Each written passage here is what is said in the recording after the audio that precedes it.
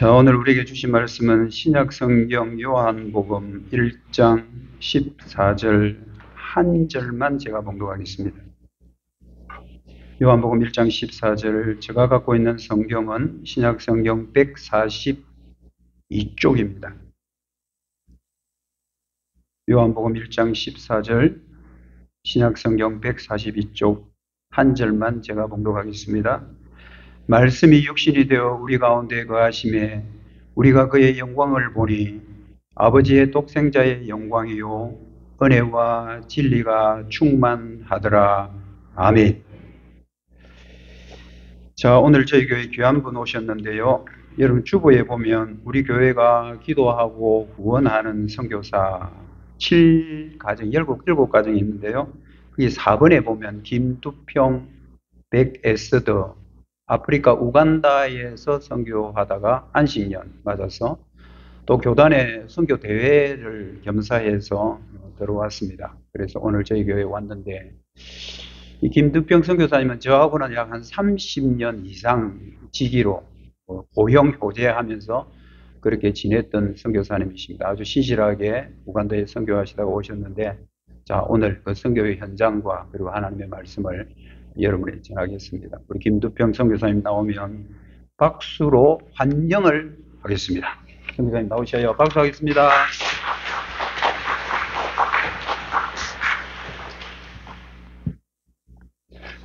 할렐루야. 여러분 주님 사랑하시지요? 우리가 왜 너네인지 모르겠습니다. 하나님께서 저와 여러분을 사랑하셔서 이 자리에 불러주셨습니다. 특별히 이제 저는 하나님께 함께 믿음의 공동체와 예배할 때 보면은 우리의 믿음의 고백도 굉장히 중요하다. 그래서 불편하지 않으시면은 한번 같이 했으면 좋겠습니다. 하나님 감사합니다. 예수님 찬양합니다. 성령님 고맙습니다. 아멘. 제 입으로 드리는 이 고백들이 꼭 교회당에 와서만 아니고 우리의 가정에서, 직장에서, 우리가 때로 운전할 때, 그 다음에 바다에 나가서 고기 잡을 때, 밭에서 풀 맬 때, 그 모든 시간에 이런 고백을 드릴 수 있는 것은 예수님이 구주로 믿어진 사람만이 드릴 수 있는 고백이고 찬양이고 하나님께 올려드리는 예배라고 저는 개인적으로 그렇게 믿습니다. 특별히 지난 긴 세월 동안, 긴 세월이 하루가 천년 같으니까 긴 세월 동안 저희 우간다 난민 사역을 위해서 협력해 주시고 기도해 주시고 후원해 주신 우리 황 목사님 교회, 그리고 여러분 한 분 한 분께 시간을 빌어서 특별한 감사를 드립니다. 고맙습니다.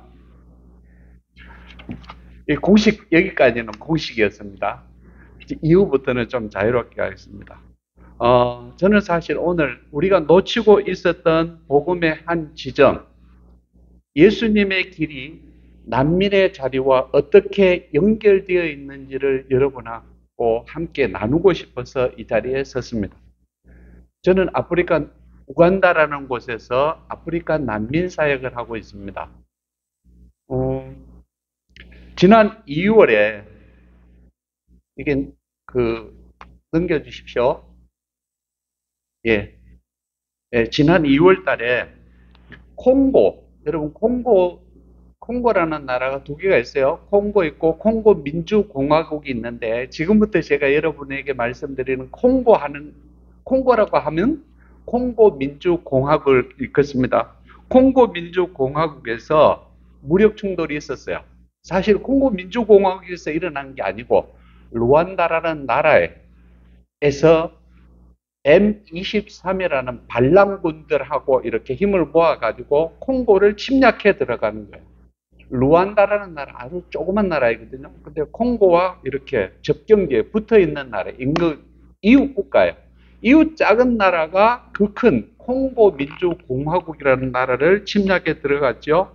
이때 엄청난 피해들을 입었는데, 이런 내전들이 일어나면은 이제 이것은 전쟁이라고 부르지 않고 우리는 일반적으로 내전이라고 부릅니다. 내전들이 일어나면은 언제나 그 피해는 힘없는 그냥 일반 평범한 시민들에게 돌아갔습니다. 집을 잃고 부모를 잃고 나라를 떠난 이들, 그들이 바로 난민입니다.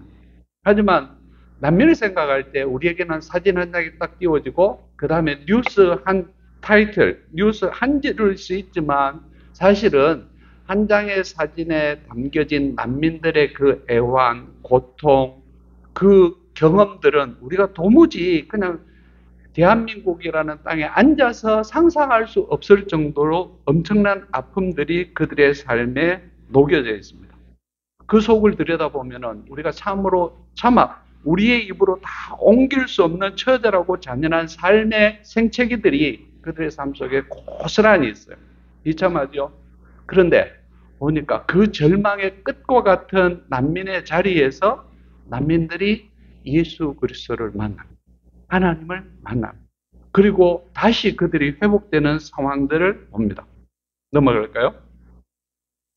이 부분은 사진 한 장을 보시는데 이것은 지난 2월 달에 루안다라는 나라가 M23이라는 반군들과 함께 콩고를 침략했을 때 그때 엄청나게 많은 사람들이 목숨을 건지기 위해서 피난을 왔습니다. 피난을 온 곳이 우간다라는 나라의 나키발레라는 정착촌이에요. 이 난민 정착촌에 지금 여러분이 보시는 이 텐트들이 난민 한 가정이 한 명일 수도 있고 아이들과 함께 있을 수도 있고 한 가정들이 사는 한 집이에요. 그냥 비서 온 게 아니고 이게 이들의 삶입니다. 참 그 속을 들여다보면 우리가 이제 한국인의 입장에서 보면은 말로 다 할 수 없어요. 다음 넘어갈까요? 난민이었던 한 그리스도인의 고백을 여러분에게 읽어드리려고 합니다. 콩고로부터 피난을 온 난민 형제의 고백이에요. 나는 난민입니다. 이 이름은 내가 선택한 적이 없습니다. 푸른 하늘 아래서 내 이름을 불러주던 사람들, 자유롭게 삶의 터전, 가족의 웃음소리, 그 모든 것이 하루아침에 뒤안길로 사라졌습니다. 떠나지 않았다면 어땠을까라는 후회가 때때로 듭니다. 그러나 곧 깨닫습니다. 그 선택은 목숨을 건 생존의 몸부림이었다는 것을. 하지만 반군을 피해 살아남기 위해 떠난 길 위에서 우리의 삶의 상당 부분을 잃었습니다. 숲에 몸을 숨기고 사흘을 굶었던 형제도 있고 눈앞에서 가족이 총에 맞아 죽는 모습을 본 자매도 있고 반군들이 피난길에 성폭행을 해서 그 성폭행의 상처를 껴안은 채 우간다로 넘어왔는데 그 소녀가 아이를 낳아서 졸지의 어머니가 되는 그런 어려운 일도 우리 안에 있었습니다. 나는 아무것도 없이 여기에 있다라는 이 한마디가 오늘 우리를 말해줍니다. 그럼에도 우리 마음 깊은 곳에는 사람답게 살 권리에 대한 갈망이 남아 있습니다. 단지 살아남은 존재가 아니라 하나님이 주신 존엄을 회복한 존재로 서고 싶습니다. 그래서 우리는 두 손을 모읍니다. 찬송과 기도는 우리의 유일한 위안입니다. 잠시나마 사방을 누르던 어둠이 물러나고 그 가운데 서로를 붙잡아주는 그리스도인 형제 자매들이 있고 호트리스 키레트와 교회들이 있어서 말씀이 육신이 되어 우리 가운데 거하신다는 그 말씀으로 매일 무너지려는 우리를 다시 일으켜 세워줍니다. 짧은 글이지만 이 형제의 이 글 속에서 이 고백이 단지 우리에게 주는 감정적인 호소가 아닙니다. 이 말에는 삶을 다시 되찾고 싶다는 하나님의 형상으로서 본능적인 갈망이 이 형제의 고백 속에 담겨 있습니다. 다음을 넘어가 볼까요? 제임스 로더라는 유명한 기독교 교육학자가 있습니다. 이 제임스 로더가 얘기한 내용을 보면은 이 난민들의 고백과 같은 변화는 단지 환경적으로 회복된 것만이 아니다. 그렇게 표현합니다. 존재 전체의 변화이다. 라고 얘기를 합니다. 그러면서 제임스 로더가 딱 들고 나온 핵심 키워드는 이런 존재 전체의 변화가 생기는 데에는 성령과의 변형적인 만남이 그 삶의 키로 작용한다라고 얘기를 합니다. 그래서 기독교 교육학자 제임스 로더가 이것을 성령과의 변형적 만남이다라고 그의 책에서 표현합니다.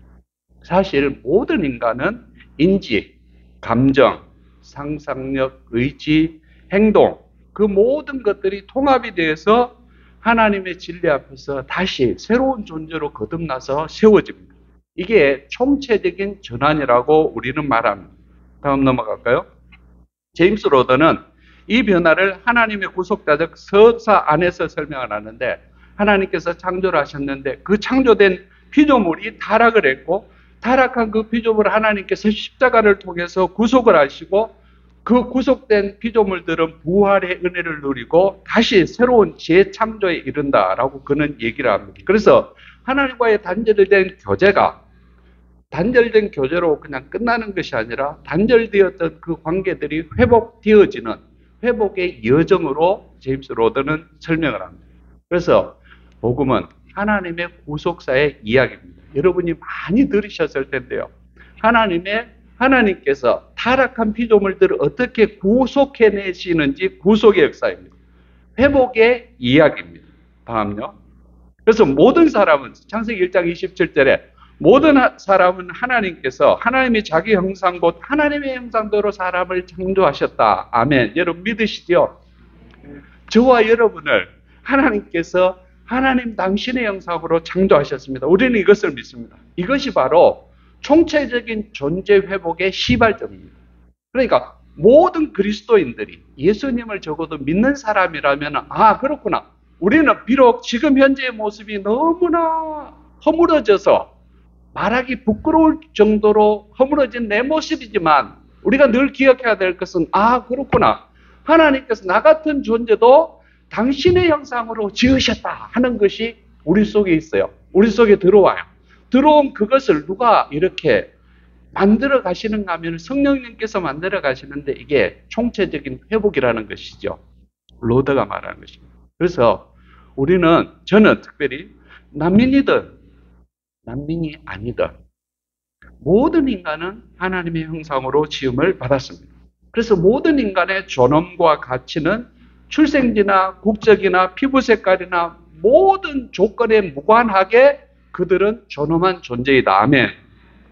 이게 우리의 고백입니다.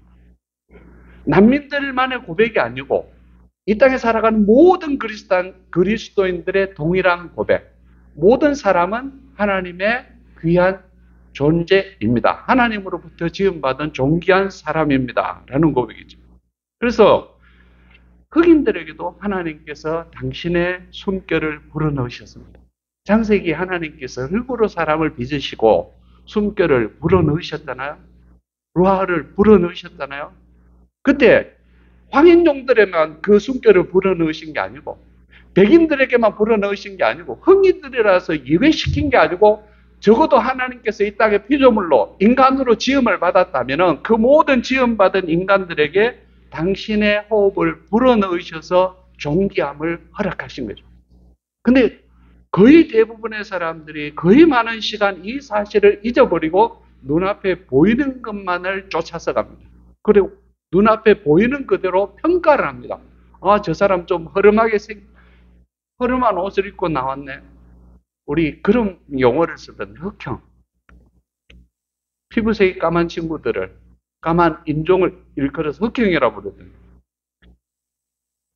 그래서 특별히 여러분 난민의 자리에서 예수님을 만난다는 이 주례와 더불어서 우리가 마음에 첫 번째로 우리 마음에 딱 심어 놓아야 될 사실은 피부색이 어떻든 인종이 어떻든 모든 사람들은 하나님의 존귀한 존재이다. 여러분 어제 축구 시합하는 우리 형제들 난민들이 아니고 이주민들 우리 들어와 있는 이주 노동자들이 팀을 만들어서 이렇게 구성해서 축구 시합하는 그 장면을 잠깐 보고 왔는데 여러분 우리나라에 들어와 있는 이주 노동자들을 볼 때 여러분이 보실 때 어떻게 여러분이 바로 선언을 하셔야 되는가 하면은 저 형제 하나님의 존귀한 형상으로 지음받은 형제야. 이 선포가 내 안에 먼저 이루어져야 됩니다. 그럴 때 여러분이 마음에서부터 그들이 비록 축사에서 힘든 노동을 하고 그 다음에 공장에서 힘든 노동을 하고 우리에 볼 때 말도 너무 어눌하잖아요. 너무 어눌해서 말이 잘 안 통해. 그럴 때 여러분이 바로 그냥 인간적인 우리 평상시 그냥 믿음이 없는 사람들 생각 같으면 아이고 말도 어눌하네. 거기다가 일도 비리비리하네.부터 시작해서 꼬투리 잡을 게, 흠 잡을 게 차고도 차고도 넘쳐요. 그러나 내가 이런 선언, 하나님께서 이 이주 노동자도 당신의 형상으로 지음을 받은 사람으로 이 땅에 보내셨다. 이 선언을 하시고 여러분이 형제를 만나기 시작하면은, 자매를 만나기 시작하시면은 벌써 내가 그들을 대하는 태도가 달라져요. 한 사람으로 존중을 합니다. 거의 되지 않을 때가 많지만 우리 타락한 우리 자신이기 때문에 먼저 내 자신이 이런 선언을 하고 형제들, 이주민들을 만나고 난민들을 만나고, 저도 그렇습니다. 우간다에서 난민들을 만나면은 콩고 난민들, 남수단에서 온 난민들이 한 100만 명쯤 됩니다. 콩고 민주고 콩고에서 온 난민들은 한 65만 명쯤 된다고 합니다. 지난 2월 달에 이렇게 누가 침략을 해 들어가죠. 침략에 들어가면 그것 때문에 또 많은 난민들이 생겨서 넘어와요. 그럼 확 늘어나요. 그래서 제가 들어갈 때 150 몇만 했는데 지금은 거의 180만까지 이르렀어요. 한 30만을 더 올라가요. 치고 올라가요. 참 가슴 아파요. 그래서 다시 돌아가서 멀리 나갔는데, 여러분 콩고 민주공화국의 정글에 피그미족이라고 들어보셨을 텐데 세상에서 가장 작은 체구의 인종들이 산다. 근데 그 작은 체구의 피그미족도 하나님께서 당신의 형상으로 만드셨다는 거예요. 남수단, 수단 출신에 보면은 인종들이 있는데 저보다 더 큰 거대한 체구에 이 사람들이 이마에 아주 칼로 상체기를 내가지고 특별한 문양들을 한 친구들이 있어요. 딩카족이라고. 그런데 그 거대한 체구에 호전적인 딩카족도 하나님께서 누구의 형상으로 만드셨다고요? 하나님의 형상으로 만드셨다고요. 그들이 행하는, 그들이 보여주는 행동은, 드러나는 행동들은 우리가 도무지 수용하기 어려운데도 불구하고 우리의 선언은, 저런 호전적인 사람들이라 할지라도 하나님께서 당신의 형상으로 만드셔서 이 땅에 존재케 하셨다. 이게 우리의 신앙의 고백이어야 되는 것입니다. 다음 넘어갈까요? 그런데 죄는 인간을 하나님으로부터 끊어지게 했습니다. 그래서 창세기로 올라가면, 다시 돌아가면 결국 첫사람 아담과 하와가 추방을 당합니다. 여호와 하나님이 에덴 동산에서 그 사람을 내어보내어, 창세기 3장 23절의 말씀입니다. 여러분 잘 아시죠? 아담과 하와에게 하나님께서 무엇을 허락하셨습니까? 에덴 동산을 만드시고 그 모든 것을 다 허락하셨습니다. 너희들이 보기 좋은 대로 먹고 마시고 누려라. 99%가 허락되었습니다. 근데 99%를 허락하실 때 하나의 1%가 하나님께서 이거는 don't touch, never touch, you will be die. 그러니까 이것 하나만을 금지한 그것에 사람들이 꽂혔습니다. 에덴 동산에서 추방하라는 결과를 가져오게 한 것이 무엇이었을까? 죄의 원인이 무엇이었을까? 여러분 많이 들으셨을 텐데 저는 그렇게 봅니다. 에덴 동산에서 아담과 하와가 추방당한 원인은 탐욕이었다. 인간의 탐욕. 99개를 누릴 수 있는 걸 가지고 있는데 한 개 누리지 못하는 그 탐욕 때문에 결국 이들은 추방되었습니다. 그 결과 아담과 하와는 에덴 동산에서 쫓겨났고, 오늘날 난민들이 발생하는 그 베개에, 기대에 깔려있는 원인들을 보면은 인간의 탐욕이에요. 지도자의 탐욕. 지난 2월 달에 루안다가 M23을 반군과 함께 콩고를 침략했다 했잖아요. 왜 들어갔는가 하면은 코발트, 다이아몬드, 금, 석유, 그 다음에 열대우림이니까 아주 귀한 원목들이, 고물을 비롯해서 그 모든 것들이 다 콩고 민주공화국에 묻혀 있어요. 그것들을 누가 탐내는가 하면은 이웃의 지도자들, 이웃 국가의 지도자들, 반란군들이 그것들을 챙취하기 위해서 수많은 사람들 그냥 총 들고 이웃 없이 한 마을을 그냥 싹 쓸어버려요. 이유도 없어. 아까 형제가 고백했다 했죠. 그 고백에 나오는 그 무시무시한, 제가 차마 담지를 다 담지를 못해서 책으로 순화시켜서 표현한 게 이 정도예요. 그러니까 옛날 일본 사람들이, 일본 군인들이 대한민국, 우리 국가에 들어와서, 대한민국에 들어와서 저질렀던 그거는 저리 가라 할 정도로 처참한 일들이 21세기 오늘날도 지금 지구 한켠에는 일어나고 있어요. 그럼 어떻게 이런 일들이 일어나? 존귀한 하나님의 형상으로 지음받은 사람들에게서 어떻게 이런 일들이 일어날까? 1%의 99% 자기들이 누릴 수 있는 그 누림에 대한 감사와 축복이 있기보다는 가지지 못한 1%그 탐욕 때문에 이 엄청난 일들이 일어나고 그 다음에 애매한 시민들만 이런 고통 속에서 살아가게 돼요. 탐욕의 결과가 우리 공동체나 국가나 그 다음에 지구 전체 온 인류에게 미치는 영향은 너무나 처참해요. 다음 넘어갈까요? 허용된 99%를 걷어차고 1%에 목매어 살아가고 있는 인간, 그 인간들을 하나님께서 포기하지 않으셨어요. 그래서 이 추방된 인간을 하나님 외면하지 않으셨고 당신의 사랑을 창세기부터 끊임없이 보여주셨습니다. 그 표현이 요한복음 3장 16절에 하나님이 독생자를 보내시기까지 우리 인간들을 세상을 사랑했다. 독생자가 누구입니까? 그리스도 예수 그리스도 그분이 가장 낮은 자리로 오셨습니다. 예수 그리스도 그분께서 오신 빌보서 2장 6절을 말씀하죠. 예수님은 근본 하나님의 본체셨다. 하나님.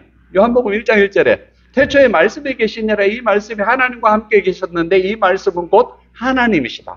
그런데 오늘 우리가 읽은 1장 14절에 뭐라고 말씀하셨습니까? 말씀이 육신이 되어 우리 가운데 거하셨다.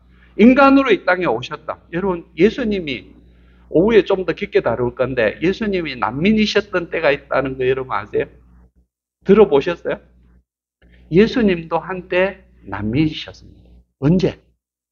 예수님이 태어날 때 마태복음 2장에 보면은 예수님이 태어났을 때에 헤롯 대왕이 그 소식을 듣고 유대인은 왕으로 태어난 아이가 있다는 소식을 듣고 뿔이 나가지고 열이 차가지고 2살 아래의 아이들은 모조리 죽여라 명령을 내립니다. 그 명령을 듣고 예수님의 어머니 아버지가 요셉과 마리아가 어린 예수님을 안고 어디로 도망을 갔어요? 피난을 갔어요? 애굽으로 피난을 갔었습니다. 그러니까 목숨을 건지기 위해서 다른 나라로 피난을 가셔서 누가? 저와 여러분을 구원하신 예수 그리스도 그분이. 난민들이 자기들로 목숨을 건지기 위해서 지금 우간다라는 곳으로 피난을 왔잖아요. 이 소식을 들으면은 동일화가 일어나. 우리 전라도 말로 세상에 그런 일이 다 있었단가? 예수님이 세상에 우리와 같이 난민이셨던 그 시절도 있었다니까. 이게 그들의 마음속에 확 다가오는 거예요. 그래서 마음을 열고 이 예수님을 영접해요. 그리고 놀라운 총체적인 구원의 변화의 역사를 난민들이 살아가요. 예수님이 난민이셨던 이유는 정치적인 이유 때문에. 왜냐하면 헤롯 대왕이 자기의 정치적인 판단으로 2살 아래의 남자들을 다 죽이라 했거든요. 이 예수님이 히브리서 4장 15절에 이 예수님을 이렇게 표현합니다. 우리에게 있는 대제사장은 우리 연약함을 체휼하지 아니한 자가 아니요 모든 일에 우리와 한결같이 시험을 받은 자로되 죄는 없으시니라. 아멘. 예수님께서 우리 인간이 가질 수 있는, 인간이 경험할 수 있는 그 모든 것을 다 경험하셨다. 근데 죄는 없으셨다라고 히브리서 제자는 선언을 하거든요. 그래서 난민들이 자기들의 입장에서, 난민의 입장에서 보니까 세상에 우리를 가장 우리와 같은 형편과 처지에 있었던 분, 우리는 동양, 동문, 얼마나 좋아하면 그냥 말이 바로 통하잖아요. 그죠? 아, 나 어디 초등학교 나왔어, 중학교 나왔어, 고등학교 나왔어, 대학교 나왔어 하면은 바로 말이 내 고향 삼천포대 그러면 여러분 바로 통하잖아요. 이처럼 난민들도 예수님도 난민이셨다는 그 사실에 바로 통하는 거야. 그래서 열린 마음들, 그 마음들이 탁 열리면서 복음의 수용성이 너무너무 좋아요. 그래서 여러분 모든 인간은 하나님의 형상으로 창조 지음을 받았는데 그 지음받은 인간들이 결국 탐욕 때문에 죄악의 자리에 떨어졌고 하나님 사이가 끊어졌지만 관계의 단절이 왔지만 하나님께서는 그 관계를 포기하지 않으시고 끊임없이 그 하나님을 떠난 추방당했던 그들을 향해서 또 다시 하나님이 쫓아가요. 누구를? 뒤를 졸졸 따라가요. 인간들을 싫다 하는데 하나님은 그 싫다는 인간들을 끝까지 따라가시잖아요. 추적하셔서 결국 복음 안에 그분과 더불어서 연합해서 살아갈 수 있도록 만들어 가십니다. 이게 바로 십자가, 하나님의 계획이에요. 그때 예수님께서 하신 말씀이 마태복음 4장 4절에 사람이 떡으로만 살 것이 아니요 무엇으로 산다고요? 하나님의 입에서 나오는 모든 말씀으로 살 것이니라. 아멘. 여러분, 보통 이제 사람들이, 종교인들은 그렇게 생각합니다. 종교인들은 어떤 그냥 클럽 멤버십 같이 교회 멤버십을 가지고 적당히 주일 예배 한번 참석하고 나머지 삶들을 그들이 원하는 대로 살아가요. 이게 종교인들의 삶이에요. 그럼 종교인들의 삶은 한국에도 있고 난민 세계 안에도 있어요. 왜냐하면 난민 우간다 사람들과 난민들은 몇 시간을 예배를 하는가 하면은 지난번에 기억나십니까? 몇 시간 동안 예배한다고요? 기억 안 나죠? 4시간에서 5시간. 주일날은 가장 깨끗하게 있고 그 다음에 가게를 운영하는 사람들이 있다면 가게도 거의 다 듣고 예배를 하러 가요. 주일 4시간, 5시간을 예배하고 와요. 그러면은 주일은 이렇게 예배하는 그 자리에 함께 해요. 이 함께하는 사람들에게 예수님의 말씀이 있을까는 그들 스스로 알 거예요. 그죠? 근데 이제 함께 살아가는 우리가 옆에서 곁에서 지켜볼 때 얘기를 나눠보면 이 사람이 복음에 있는지 없는지를 대충 파악이 되지 않습니까? 보니까 난민과 우간다 사람들에게도 종교 생활하는 사람들이 엄청나게 많아요. 그러니까 주일 출석하는 출석교인 수준이 출석교인의 수준. 그 다음에 얘기를 나누다 보면은 매일매일 하나님의 말씀을 먹는 형제 자매들이 있어. 이들은 교회 출석은 기본으로 깔고 가고 말씀을 매일매일 먹어요. 이건 제 표현이야. 저희가 난민사역을 시작하면서 성경을 읽는다, 성경 공부를 한다 이 표현은 일부러 사용하지 않습니다. 저는 바꿨습니다. 말씀을 먹는다. 한번 따라 하실까요? 말씀을 먹는다. 여러분 말씀을 드셔야 돼. 말씀은 드시는 거예요. 잡수시는 거예요. 여러분 배고프면 식사하시잖아요. 하루에 한 끼는 드실 거 아니에요, 여러분. 배고프면 음식을 무엇이 냉면이 됐든 무엇이 됐든 먹듯이 예수님을 만난 사람들은 말씀을 먹어야 살아. 근데 대부분의 사람들이 성경을 공부하고 성경을 읽고 공부하고 이런 표현들을 쓰는데 말씀을 먹는 것처럼 실제적으로는 다가가지는 못해요. 그래서 제가 난민사역을 시작하면서 우리는 지금부터는 로고스하우스 처치다. 로고스하우스 처치 무브먼트다. 우리의 하는 운동은 로고스는 여러분 익히 아시다시피 요한복음 1장 14절에 1장 1절부터 태초에 말씀이 계시니라 할 때 태초에 로고스가 계시니라. 이 로고스는 누구셨더라? 이 말씀이 하나님과 함께 계셔. 이 로고스가 하나님과 함께 계셨고 이 로고스는 하나님이다. 그 로고스가 육신이 되어 우리 가운데 거하셨다. 1장 14절이거든요. 그 로고스가 누구야? 말씀이야.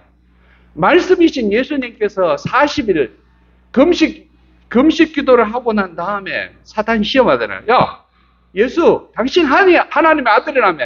이 돌을 명해서 떡덩이, 네 배고프지? 당신 배고프지? 당신 능력이면은 떡덩이 만들어 먹을 수 있잖아. 빵 만들어 먹을 수 있잖아. 그래서 빵 만들어 먹으라 했잖아요. 그때 예수님께서 뭐라 말씀하셨어요? 신명기 8장 3절 말씀, 구약 성경을 딱 인용하시면서 하신 말씀이 4장 4절이라.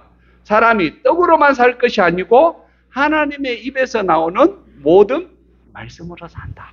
하나님의 말씀.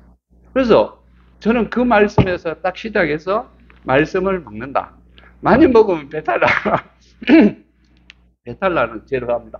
배탈 나는 것처럼. 그래서 매일 한 절이 됐든 한 문단이 됐든 조금씩을 먹는 운동을 시작했어요. 하나님의 말씀을 먹기 시작하면서 난민들의 정체성이 회복되었습니다. 다음 넘어갑시다. 하나님의 말씀을 먹는 사람들은 이렇게 고백합니다. 나는 이제 이 사람들이 한때 말씀을 먹으면서 회복이 되니까 나는 하나님의 자녀입니다 라는 고백이 나오는 거예요. 어디에서? 제가 막 찔러가지고 제가 그들이 필요한 돈을 뭉텅뭉텅 줘서가 아니고 어떻게 했어요? 하나님의 말씀을 먹을 때 속에서 힘이 생겨나요. 여러분 식사 안 하시면은 제 몸무게가 한 지금 몇 킬로 나갈지 모르는데 제가 일주일 금식하고 한 달을 금식하면 제 체구가 유지가 될까요? 안 될까요? 불가능하겠죠. 빠지겠죠. 계속 빠지겠죠. 안 먹고 어떻게 이 체구가 유지가 되겠습니까? 체구가 유지된다는 것은 가장 기본적으로 먹는 것이 삶의 기본, 먹는 것뿐만 아니지만 기본적으로 이처럼 우리의 영적인 생활에도 말씀을 먹을 때 사람들이 세워져요. 세워지는 사람들 속에 회복이 일어나. 그래서 그들이 고백하는 거예요. 옛날에는 힘 자체가 없어서 쓸 수 없었고 고백할 수 없었다면 이제는 그들의 입술을 열어서 고백합니다. 나는 하나님의 자녀입니다. 라고. 그래서 말씀이 존재 자체를 회복시켜요. 말씀이 존재 자체를 회복시킬 때 단순히 말씀만이 아니고 그 말씀이 유효화되도록 그 일을 이루시는 분이 누구신가 하면은 성령 하나님. 성령. 그래서 아까 말씀드린 제임스 E. 로더라는 기독교 교육학자가 성령의 변형적인 만남을 이야기할 때 총체적으로 한 인간이 딱 총체적으로 변화를 가져올 때, 변화가 생길 때 하나님의 말씀이 그 속에 있고 기본이 있고 이 말씀이 효과를 가져오도록 누가 그 일을 감당하시는가 하면은 성령 하나님께서 하신다는 거예요. 성령 하나님께서 우리에게 그 말씀을 탁 클릭 하듯이 튀어지는 거예요. 그래서 그 말씀이 하나님께서 나 같은 죄인을 위해서 예수님을 보내셨구나. 그래서 사람들이 다시 되살아나는 거예요. 다음 넘어갈까요?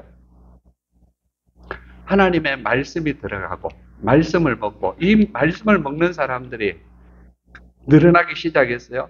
그래서 이제 정착촌에 가면 난민들에게 말씀을 먹는 것을 우리가 시작해서 요한복음부터 조금씩 나눠서 매일 혼자서 먹지 말고 가족들이 가능하면 가족들이 다 모여가지고 내 한술 뜨시 밥 한 술 뜨시 나도 뜨고 그 다음에 당신도 뜨고 엄마도 뜨고 아이도 먹고 이렇게 돌아가면서 먹는다는 표현은 말씀을 읽고 생각하고 그 모든 것이 다 포함됩니다. 그래서 어느 날 아빠가 너무 바빠가지고 잊어먹었어. 말씀 먹는 일을. 그러니까 아이가 아빠 오늘 우리 말씀 안 먹었는데요. 말씀 먹어야 살지요. 이제는 누가 리마인드 시켜줘요?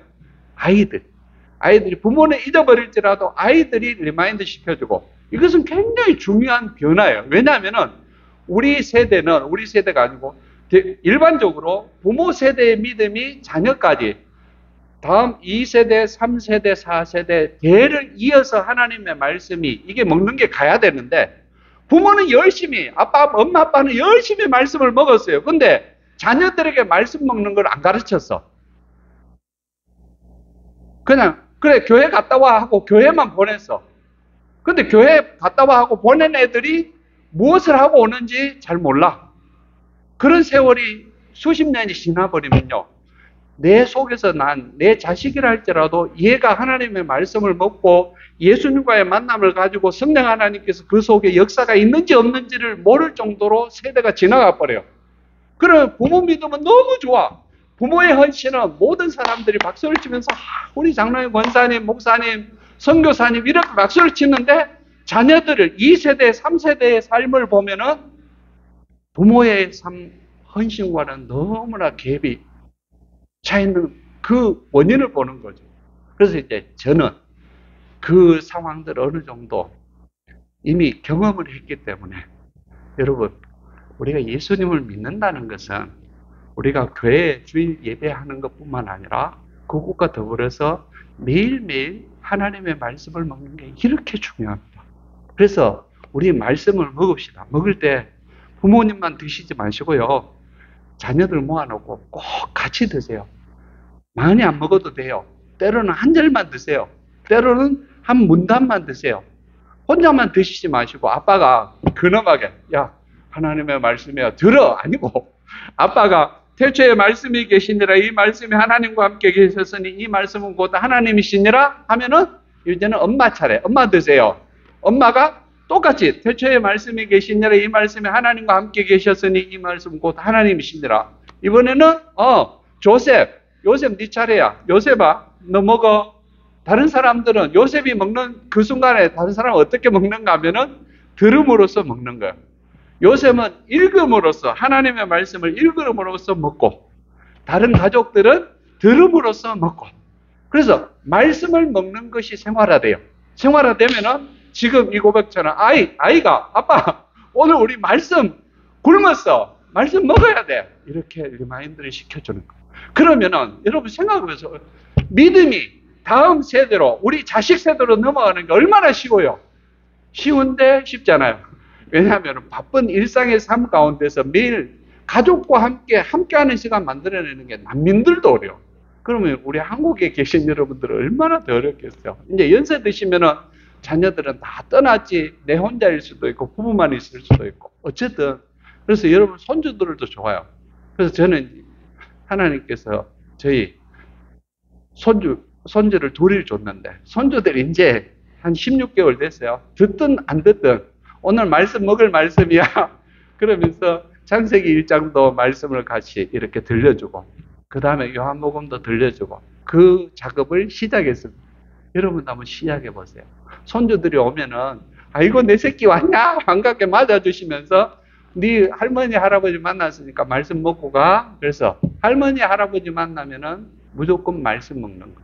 이게 예수님을 만난 사람들의 새로운 모습이에요. 말씀이 들어가니까, 하나님의 말씀을 먹으니까 그들의 영적인 파워가 생겨서 사람들이 개인만 변하는 게 아니고 교회도 변해요. 다음 넘어가 볼까요? 다음. 이 사진 여러분 혹시 보셨어요? 오늘 처음 보세요? 처음 보시죠? 지금 저희들이 이제 난미 정착 전에 염소를 분양했거든요. 한국의 교인들의 그 후원들을 통해서 염소를 분양하는 그 일들을 하나님 허락하셔서 염소를 난민들에게 한 마리씩 나눠줬어요. 나눠줄 때 염소 가져서 잘 키우세요. 대신에 첫 새끼를 놓으면은 젖을 떼고 엄마의 젖을 떼면은 이거 첫 새끼는 하나님께 드리는 게 조건입니다. 그리 하시겠습니까? 아, 그럼요. 그리 하겠습니다 하면은 나눠줬어요. 그래서 이제 세 사람인데 두 사람이 첫 새끼 젖을 떼서 주일날이에요. 주일. 교회에 끌고 왔어요. 그래서 이제 강대상 같은 곳에 앞에 나와가지고 하나님께 감사드립니다. 우리 염소가 잘 키웠더니 이렇게 새끼를 낳아서 하나님께 드려요 하고 그들의 마음으로 헌신해서 두 마리를 끌고 왔는데 가운데 사람 뻘쭘하게 줄만 잡고 있어요. 왜 이렇게 써 있을까요? 뻘쭘하게 줄만 잡고 서 있는 이유는 그 난민 정착 전에 가축 전염병이 돌았어요. 가축 전염병이 휩쓸어가지고 수많은 염소들이 죽어나갔어요. 죽어버렸어요. 근데 이 가운데 선 성도의 염소도 죽어버렸어요. 근데 이 하나님의 말씀을 먹은 이 형제의 마음에 감동이 온 거야. 아, 내 염소 죽었는데 뭘 내? 입 닫고 지나갈 수도 있었어요. 그런데 자기가 집에서 정성껏 준비한 헌금을 주머니에 넣어서 간증을 하는 거예요. 성도들 앞에서. 우리 염소는 지난 가축 전염병 때 죽었어요. 하나님께서 제게 너무나 큰 감사의 마음을 계속해서 주고 계세요. 그래서 저는 하나님께 감사의 헌금을 드립니다. 그리고 지금 줄만 잡고 서서 같이 서 있는 거예요. 이게 어떻게 가능해요, 여러분? 하나님의 말씀이 들어가면 삐쩍 말라서 영적으로 완전히 녹다운, 그야말로 축 퍼져버린, 지쳐버린 그 사람들의 회복이 어디에서 일어나는가 하면은 하나님의 말씀을 먹을 때 일어나요. 하나님의 말씀을 먹으면은 이 말씀을 소화시키게 하시는 분이 누군가 하면은 성령 하나님이시거든요. 그래서 성령의 변형적인 만남이 이렇게 태초에 하나님께서 천지를 창조하시니라. 그 창조의 역사에 성부 하나님과 성자 예수님과 성령 하나님이 역사하셨다면은 오늘 말씀을 먹을 때 동일하게 성부 하나님과 성자 로고스이신 예수님과 성령 하나님이 동일하게 역사해서 사람들을 이렇게 세워가요. 여러분, 난민들 그냥 헌금한다는 게 쉬운 일 아닙니다. 지난번에 제가 말씀드렸죠. 난민들이 유엔 난민기구로부터 받는 보조금이 얼마인지 한국 돈으로 한 3,500원에서 4,000원 정도가 한 달에 한 사람. 여러분 5,000원 가지고 한 달을 어떻게 살아요? 한국 얘기 아니야. 물가가 싸다는 그쪽에서도 역시 마찬가지로 우리가 밖에 가서 KFC 가서 치킨 그 닭다리를 시키잖아요. 그럼 얼마가 나오는가 하면 그 현지 돈으로 2만 원이 넘게 나와. 가장 기본적인 게. 그러면 난민들 4달치를 모아야 KFC 닭다리 한 마리 먹을 수 있을까 말까 해요. 근데 어떻게 자기 있는 것을 모아가지고 드리는 이 헌신이 어떻게 나오느냐. 하나님의 말씀을 먹고 말씀을 먹는 그에게 누가 소리에 음성을 들려주시는가 하면 성령 하나님이 음성을 들려주시는 거예요. 이 형제는, 가운데 선 형제는 순종. 여러분, 저는 그렇게 믿어요. 우리 모든 그리스도인들은 성령 하나님의 음성을 듣고 사세요. 사시는데 많은 경우 듣는 음성을 무시해. 하나님이 주신 감동이 내게 있어. 그 감동을 믿음으로 실현하는 사람이 있고 실현하지 않고 드롭시키는, 그냥 뒤로 빼버리는 사람이 그 차이가 있을 뿐이에요. 그래서 헌신으로 드러나는 경우는 성령의 감동이 왔을 때 그게 아멘 하고, 하나님 나 이건 믿음의 표현이에요. 하나님 너무나 좋게요. 감사해요. 나는 90% 지금까지 받은 것에 좋게요. 1% 없는 것에 목매지 않아요. 더 이상. 그러면서 헌신하는 사람들은 헌신으로 드러나요. 근데 99, 49개를 가지고 있음에도 함께 없는 그 탐욕 때문에 하나님이 주신 감동을 무시해버리고 가는 사람들이 있어. 아마 저는 그렇게 이 형제를 생각하면서, 형제가 자기 없는 형편만, 자기에게 있는 것을 보지 않고 주신 것을 보지 않고 자기 목숨을 건져서 지금 안전하게 거주할 수 있다는 이 자체만 생각하지 않고, 아이고 한 달에 3,500원 받는데 내가 무슨 돈이 있다고 헌금을 하냐, 그렇게 생각할 수도 있잖아요. 근데 그 없는 그 상황 속에서 감사의 헌금을 들고 나올 수 있다는 것은 주신 성령의 감동하심에 형제는 믿음으로 반응하고, 그래서 그 반응의 간증이 오늘 한국 여기 사천에까지, 그 다음에 삼천포에까지 와서 날라 퍼주고 있잖아요. 하나님께서 찬양과 영광을 받으시고, 형제는 믿음 안에서 공동체가, 다음 글이 넘어갈까요? 잘 세워져 가고 있어요. 여러분, 이게 교회 당 모습이에요. 어떤 생각이 드세요? 여러분이 처음에 딱 난민정착촌을 방문했는데 가보니까 저래. 세상에 하나님의 말씀을 먹기 전에 교회라고 만들어 놓은 게, 이것도 사실 엄청나게 큰 일이에요. 큰 일인데 이들이 하나님 앞에 최선을 다했을까 생각하면 아니에요. 뒤에 어떻게 하나님의 말씀을, 이 교회가 성도들이 말씀을 먹기 시작했어요. 다음 그림 보여주세요. 어떻게 변하고 있어요? 여러분, 사람 보지 마시고 건물만 보세요. 건물에 뭐가 생겼어요? 이게 뼈대만 있던데 살이 붙잖아요. 살이 옆에 살이 붙기 시작하잖아요. 그러니까 하나님의 말씀을 우리가 먹으면 살이 붙어요. 살이. 그러니까 이 교회도, 난민교회도 제가 돈 줘서 한 거 아닙니다, 여러분. 자기들 그냥 진흙이게 갖고 바를 수 있잖아요. 그 일을 교인들이 하는 거예요. 교인들이요. 하나님의 말씀이 들어가고 그 말씀의 감동이, 성령께서 감동을 주시니까, 아, 우리 교회당 일이 들어오면 안 되겠다. 좀 하자, 으쌰으쌰. 저는 사실 난민들의 삶을 보면은 눈물 나요. 눈물 나서. 눈물 나. 근데 하나님의 말씀을 먹으면서 성령께서 감동을 주시니까 사람들이 기운이 속에서 생겨.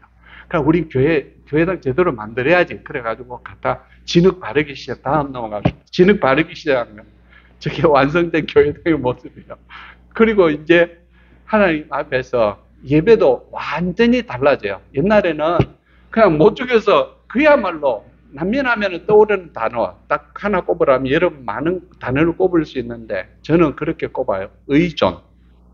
그냥 사람들이 의존적으로 변해요. 난민 정착촌에 최장으로, 이번에 설문조사를 하면서 보니까 최장으로 35년이 넘는 난민이 있어. 그럼 한번 생각해 보세요. 저런 난민 정착촌에 35년을 살아버리면은 자기 국가 기억나겠어요? 강산이 3번, 4번을 변하는데 무급 생각이 나서 그냥 자기 땅 되는 거지. 그러면서 늘 이제 유엔 난민기구와 외국인들한테 의존적이 될 수밖에 없어요. 왜냐하면 자기한테서 나올 수 있는 게 거의 없기 때문에. 그런데 하나님의 말씀이 들어가면은 그 의존적인 것들, 옛날에 없던 것을 보는 게 아니고 지금 있는 것에 감사하면서 할 수 있는 일을 찾아.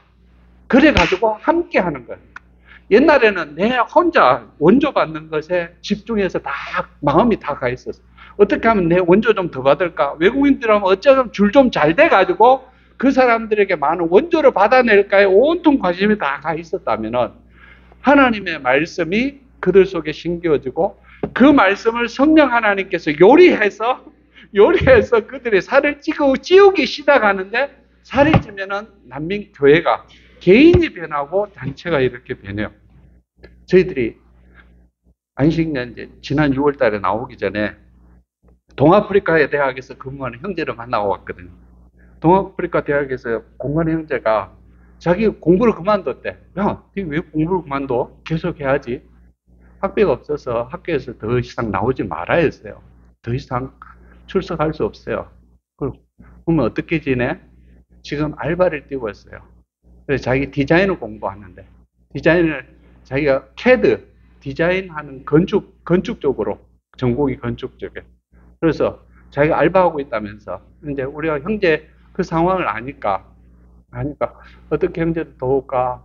그런다고 난민들을 의존적으로 만들면 안 되거든요. 우리가 이제 왜 돈이 있다고 해서 한꺼번에 확 도와버리면은 우리 자신들도 의존적이 될 수 있다. 제가 사천 용광 장로교에 완전히 이 교회 한 곳만 바라보고 그냥 모든 일을 쓸 때 이것 주세요, 저것 주세요, 막 돈 1,000만 원 필요해요, 1억 필요해요, 5억 필요해요. 막 의존적으로 하면 여러분 좋겠어요, 싫겠어요? 다 싫겠죠. 좋아할 사람 어디가 있겠어. 제가 할 수 있는 데는 좀 하고 나머지 꼭 도움이 필요할 때 이렇게 도움이 필요해 하면 우리 여러분도 기도하시고 같이 협력하시잖아요. 이처럼 우리는 난민을 지도할 때 이제 원칙이 가능하면 이 사람들 의존적이 되지 않도록 만든다. 그래서 이제 지켜보고만 계속 우리 기도할게 함께 기도하고 기도하다가 이제 결국 형제는 공부하는 것을 중단하고 알바로 뛰는데 나오기 전에 형제가 최근에 콩고에서 넘어온 난민들이 나키발레에 있다는 소식을 지난번에 들었는데 제가 번 알바비예요. 이거 콩고 난민들을 위해서 써주세요 하고 돈을 건네는 거예요. 그 돈을 건네는데 세상에 난민 10달치를 난민들이 자기들이 받는 지원금 10달치를 모은 것 같은 그 금액을 그대로 저희한테 건네주면서 콩고에서 넘어온 난민을 위한 헌금입니다. 그들을 위해서 써주세요 하고 건네줘요. 그걸 봤는데 속에서 얼마나 큰 감동이 오는지.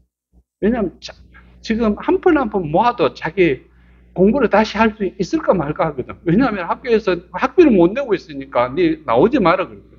형제는 참 신실하고 믿음도 잘 잘하고 말씀도 잘 먹고 있는 자다 형제인데 마음이 너무 아픈데 막 그 애잔한 그 헌금을 받으면서 한쪽에는 애잔하고 한쪽에는 너무나 큰 감격이 하나님의 말씀이 들어가니까 사람들이 이렇게 변하고 그 다음에 나눔을 할 수 없는 형편과 처지에 있음에도 불구하고 이렇게 자기의 있는 것까지도 내놓는 사람들이 있구나. 그 현장을 보면서 에스타하고 저하고 얼마나 큰 감사를 올렸는지 이런 감동의 스토리가 난민들에게만 있는 게 아니고 한국에 한 교회에서 제가 설교를 하고 나가는데 그 교회 성도님 한 분 선교사님 바로 안 가시죠? 조금만 기다려고 막 뛰어갔다 오는 거야. 뛰어갔다 오면서 봉사하라는 거야. 이건 난민들을 성격을 하는데 공급해 주세요 하고 권사님 그렇게. 최근에는 난민들이 구정물을 마시고 있다는 얘기를 듣고 천안에 있는 권사님이 자기 자녀를 결혼시켰대. 결혼시키면서 이거 결혼 축의금 들어왔는데요. 난민들을 위해서 우물 하나 파주세요 하고 자식 결혼시킨 축의금 전기를 딱 모아가지고 건네면서 그래서 지금 이제 나케발레 지금 지난번에 2월달 내전 때문에 발생한 난민 정착존에 우물을 팔려고 지금 이미 얘기를 해놓고 진행 중이에요. 중요한 건 그 지역에 물이 잘 안 나온다. 수맥이 없대. 회사의 얘기는. 그래서 여러분 이제 기도하실 때, 기억하실 때 하나님 지난번에 넘어온 콩고 난민들에게 맑은 물 마실 수 있는 수맥이 없는 곳이라 할지라도 하나님이 공급하시면 가능할 텐데 하나님 가장 선하신 당신의 뜻을 이루어주세요. 그렇게 기도해 주시면 좋을 것 같고요. 저와 여러분은 말씀을 따라서는 살 수 없어요. 우리의 형편과 처지는 여러분 우리도 난민과 같은 처지에 떨어질 수 있어요. 이주민이 다른 사람이 아니고 하나님의 사랑받은 형제 자매들의 모습이에요. 그래서 여러분 난민 생각하시면 여러분의 이웃에 있는 이주민들을 그리스도 예수의 사랑으로 품으십시오. 그 다음에 하실 수 있으면 이주민들 한 번씩 요즘은 집에 선교사도 초청 안 하지만 하나님의 선교를 감당한다는 마음을 가지고 한번 자리 마련해가지고 집에서 밥 한 끼 같이 이주민 형제자매들 모여가지고 목사님과 이렇게 대접할 수 있다면은 지금 대한민국이라는 형편과 처지에서 최고의 이주민 선교의 모습이 아닐까 그런 생각에 그것은 내가 이 형제가 그리스도 예수의 형상으로 지음 받았다라는 사실을 인정할 때 가능한 것이거든요. 기도하겠습니다. 주님, 말씀 먹게 해주소서. 로고스이신 예수 그리스도 안에서 성령의 변형적인 만남으로 절망이 소망이 되고 상처가 생명으로 변화되는 놀라운 현장 속에 우리 성도들 가정이 세워지게 하소서. 예수 그리스도의 이름으로 기도합니다. 아멘.